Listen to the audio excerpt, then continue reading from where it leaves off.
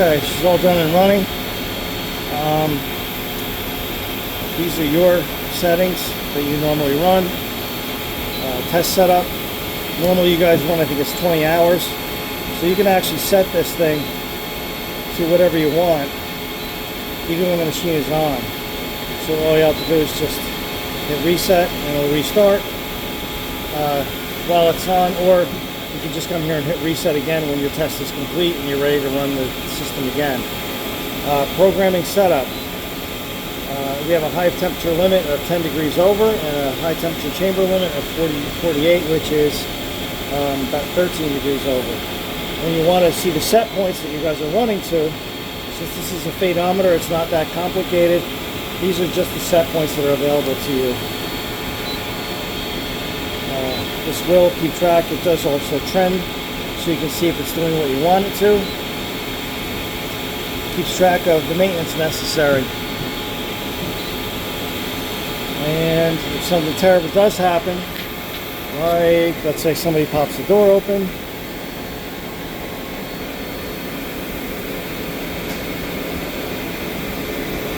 and that's not good. Oh, there we go. It'll tell you why it shut down.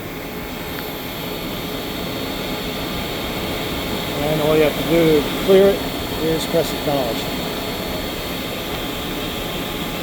And I'll let you start it again. Oops.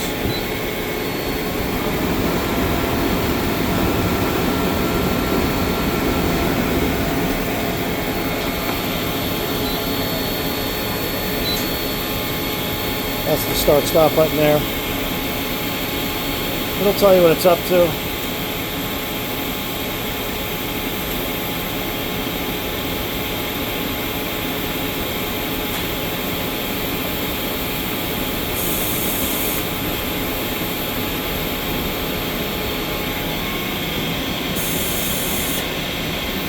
I have an old lamp in there, it's not that happy about it.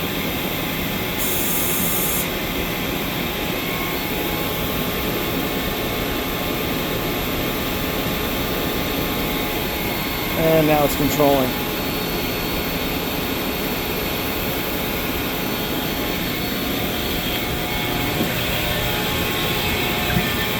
Everything back here is brand new. Took it completely apart, cleaned every part in the machine, and we put a new drive for the blower on it because it was so old. We also took out the mercury displacement contactor and replaced it with a dry contactor. Never was a fan of the mercury displacement contactor because the lamp, you know, it's connected to that, and the mercury displacement contactor is not the right tool for that job. This does have the ability to automatically fill the cooling system. I'm going to try to figure out a way to get a water bucket or something like that up high in your room so that you can just let it fill itself, but just keep the water bucket full.